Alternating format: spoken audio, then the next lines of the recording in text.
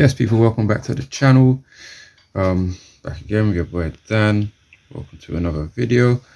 Yes, today I'm going to be reacting to Surah Al-Hujurat, which is the rooms from the Holy Quran. Not going to waste too much time today. Let's get straight into it. Surah Al-Hujurat, recited by Omar Hisham Al-Arabi. Alright, let's go.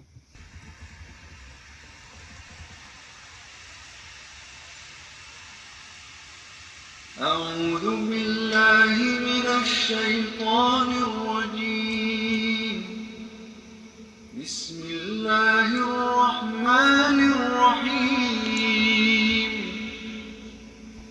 يا أيها الذين آمنوا لا تقدموا بين يدي الله ورسوله واتقوا الله إن الله سميع عليم. يا أيها الذين آمنوا لا ترفعوا أصواتكم فوق صوت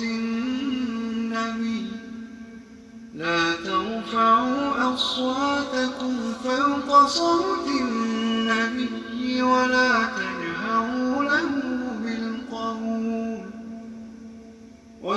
تجهروا له بالقول كجهر بعضكم لبعض أن تحبط أعمالكم وأنتم لا تشعرون. إن الذين يغضون أصواتهم عند رسول الله أولئك الذين امتحن الله قلوبهم للتقوى لهم مغفرة وأجر عظيم. إن الذين ينادونك من وراء الحجرات أكثرهم لا يعقلون. ولو أنهم صبروا حتى تخرج إليهم لكان خيرا لهم. الله غفور رحيم. يا أيها الذين آمنوا إن جاءكم فاسق. Okay, so the first bit of the surah just basically saying to, be humble when in the presence of the Prophet. You can imagine at the time, people believing that, there's a Prophet of God here delivering a message. It would be kind of like furore and people would be going crazy, shouting outside his private rooms and stuff, But they're saying, the best of you is the one who's humble and wait. Obviously, it's understandable, as it says, God is the most merciful. It's understandable. People will be excited and really wanting to get to the Prophet, and But yeah, they say it's better to have respect and be patient and humble when wanting to speak or meet with the Prophet.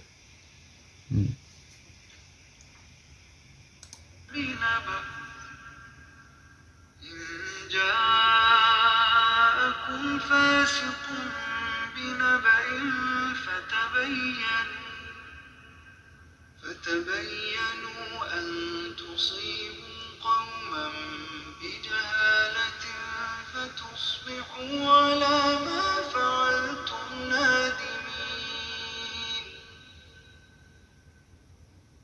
واعلموا أن فيكم رسول الله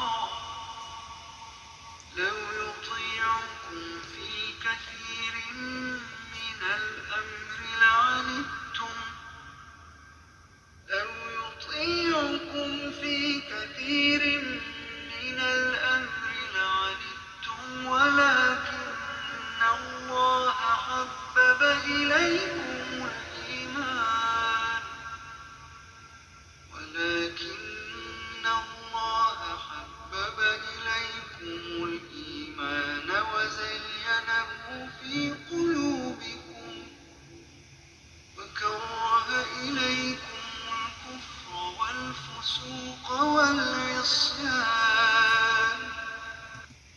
Okay, so here Allah's saying, have faith in the Prophet. If the Prophet was to do your wishes, he would surely be doing the wrong thing, because you don't need to put your wishes onto the Prophet.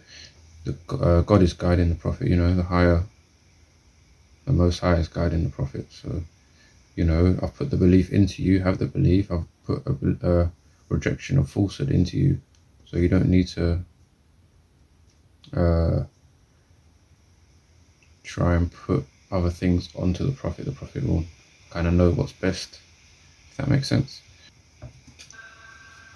أولئك هم الراشدون فضلا من الله ونعمة والله عليم حكيم وإن طائفتان من المؤمنين اقتتلوا فأصلحوا بينهما فإن بغت إحداهما على الأخرى فقاتلوا التي تبغي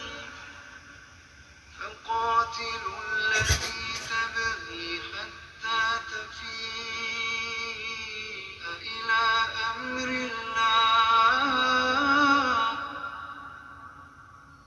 فإن فاءت فأصلحوا بينهما بالعدل وأقسطوا.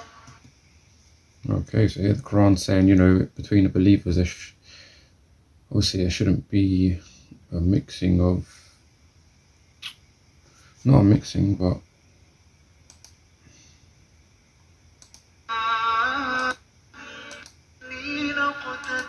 if two groups of believers fight, you should try to reconcile them.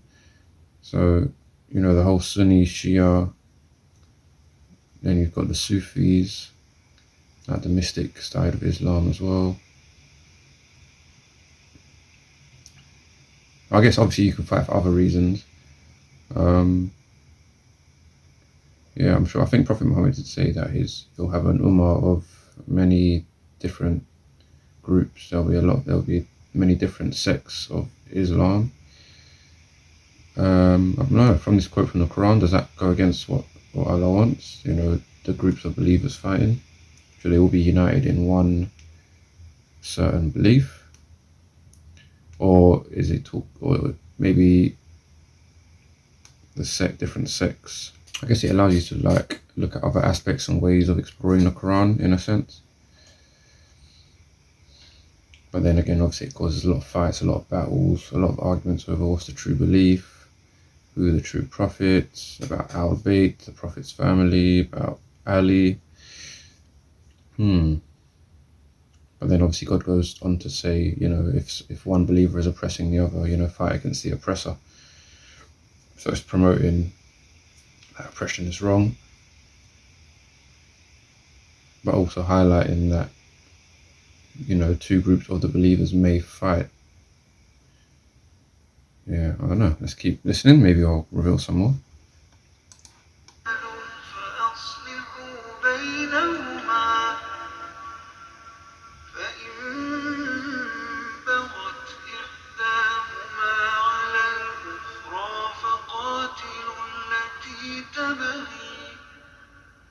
فقاتلوا التي تبغي حتى تفيء إلى أمر الله فإن فاءت فأصلحوا بينهما بالعدل وأقسطوا إن الله يحب المقسطين إنما المؤمنون إخوة فأصلحوا بين أخويكم واتقوا الله لعلكم ترحمون. Okay, so even though the believers are fighting, your brothers, so reconcile and be fair in your reconciliation. I mean, should try and unite in a brotherhood under Islam. يا أيها الذين آمنوا لا يسخر قوم من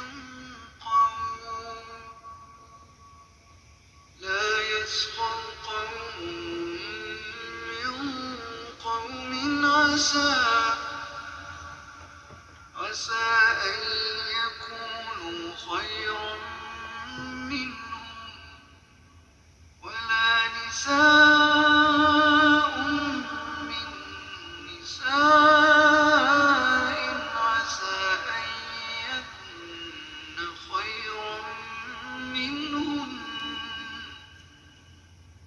ولا تلمزوا أنفسكم ولا تنابزوا بالألقاب بئس الاسم الفسوق بعد الإيمان ومن لم يتب فأولئك هم الظالمون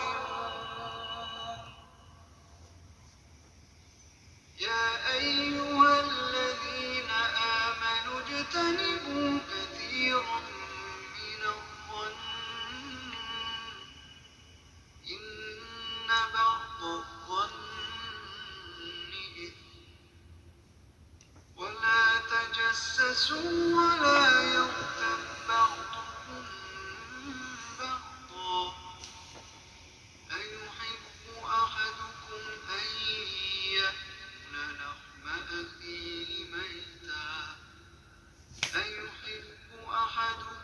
أن يأكل لحم أخيه ميتا فكرهتموه واتقوا الله إن الله تواب رحيم يا أيها الناس إنا خلقناكم من ذكر وأنثى وجعلناكم شعوبا وقبائل لتعارفوا إن أكرمكم عند الله أتقاكم إن الله عليم خبير قالت الأعراب آمنا قل لم تؤمنوا ولكن قولوا أسلمنا ولما يدخل الإيمان في قلوبكم وإن تطيعوا الله ورسوله لا يلدكم من أعمالكم شيئا إن الله غفور رحيم إنما المؤمنون الذين آمنوا بالله ورسوله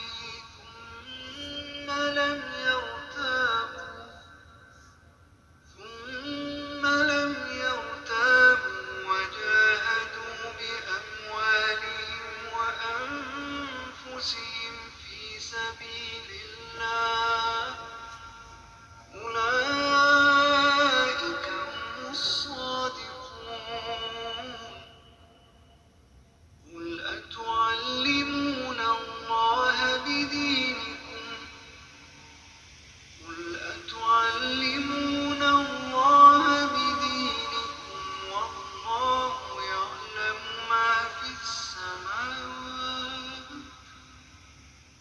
والله يعلم ما في السماوات وما في الأرض والله بكل شيء عليم والله بكل شيء عليم يمنون عليك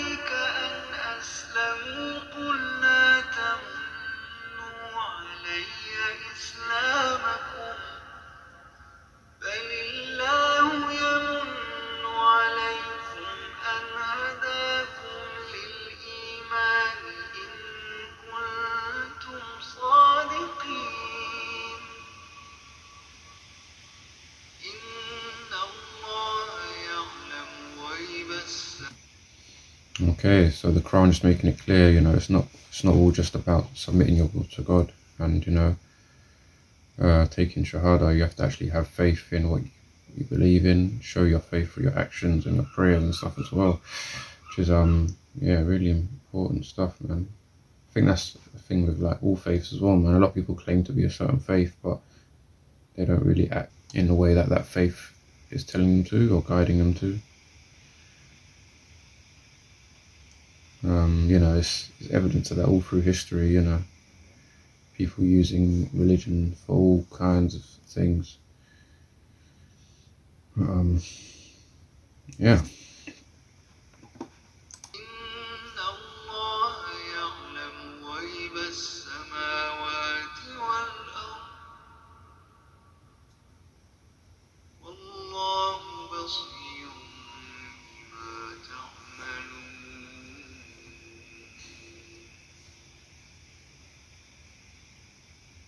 والله بصير بما تعملون والله بصير بما تعملون.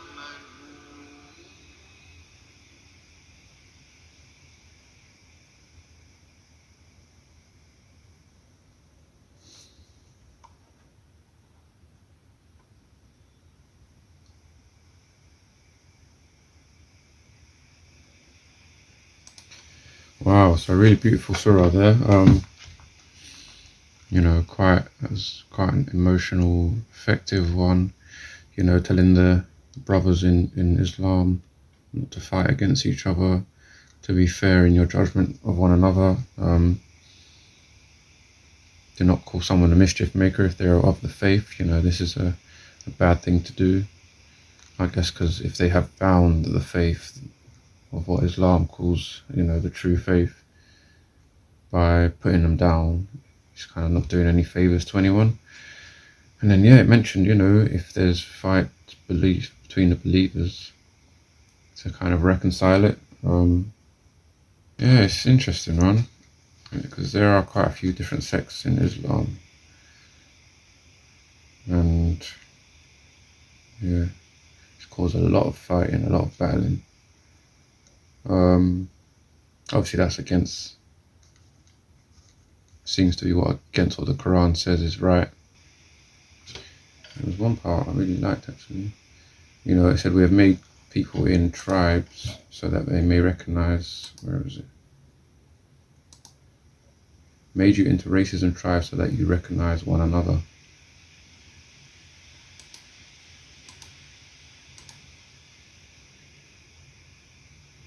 We've created you all from a man and woman, and made you into races and tribes so that you may recognize one another.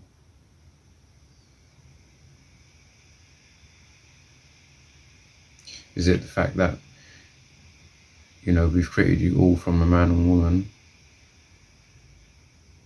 and now you look somewhat different, you speak different languages, you have different ethnic identities, skin colors, cultures and stuff like that, languages. But under the one God, you're supposed to recognize that you're all kind of one, even though we've created you with your differences. Made you into a race and tribe that you should recognize one another.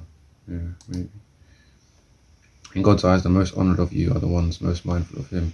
So even though you're all different, the most honored one is not the one greatest in wealth or civilization, should you say, or cultural identity, but the greatest one is the one most mindful of God. So that was really interesting. And that was interesting. Do not consider your submission a favor to Prophet Muhammad. It's God who has done you a favor by guiding you to faith. So God has guided you to the faith. Now you've submitted your will to God through Islam. And now it's up to you to be truly sincere and show your faith, not just submit and say, you know, you're a Muslim. Wow, really interesting surah there. I really enjoyed that. Really emotional, a lot of good messages in there. Yeah, I've been your boy Dan. Thanks for watching. Hope you enjoyed. Stay tuned for another one. Peace. Be safe. I'm out.